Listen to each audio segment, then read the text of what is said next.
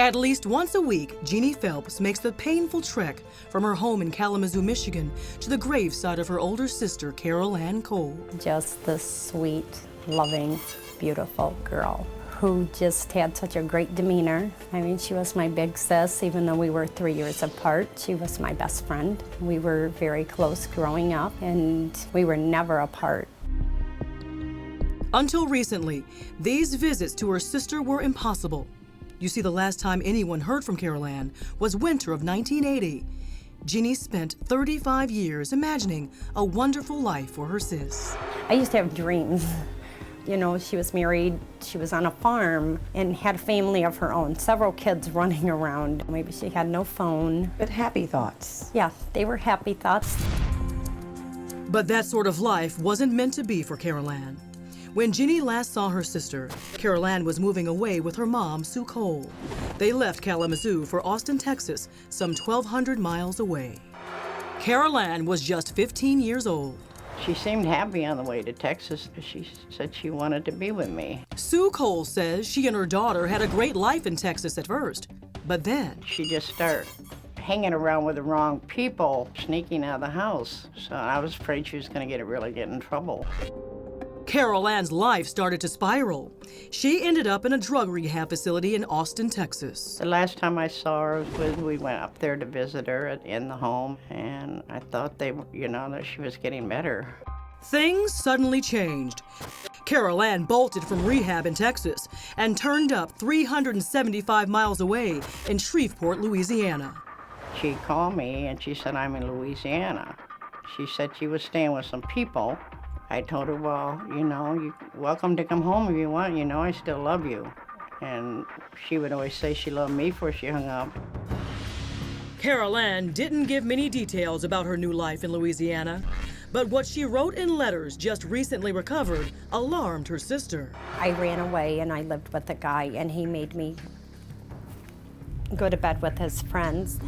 And we smoked pot, drank beer. Then 3 weeks later, he threw me out. 2 days later, he took me back. The next thing he did to me was that he hit me with his fist and broke one of my back teeth. Then he started throwing me around. Shortly after that letter was written, all contact stopped.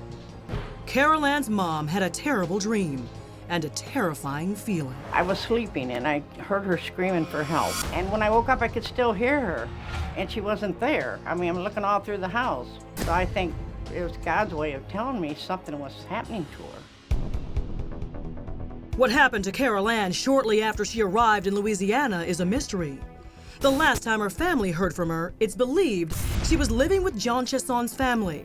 Daughter Frances remembers Carol Ann being there, then suddenly disappearing. Carol Ann stayed with us for possibly a week. I remember her being there. I went to school and I came home and she was gone, and I never asked any questions. Frances never asked questions because she says she was afraid of her dad.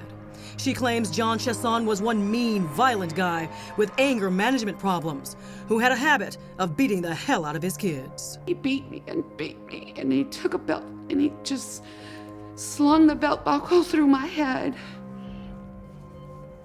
He broke in my arms before, threw me on the floor, beat me, kicked me in my face, broken hands, nose.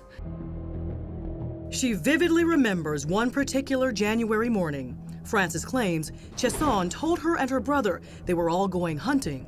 Frances had never been invited before. She says her father told them to walk down a particular path into the woods looking for game. And I kept getting this gut feeling, this scared feeling, and I look back and I'm noticing that he never leaves the truck. They walk right into a nightmare. My brother walks into her stomach, into the carcass's stomach, and I walk amongst the arm around her chest and breast area.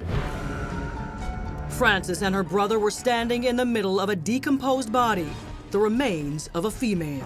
So we're screaming and trying to get out the situation, trying to turn each other around to go back towards the truck. And my dad is still standing right there in front of the truck. Those remains would go unidentified for nearly 3.5 decades. Up next, the Facebook post that helped solve the missing girl's identity. And a man confesses to the horrific murder. But is he the right guy?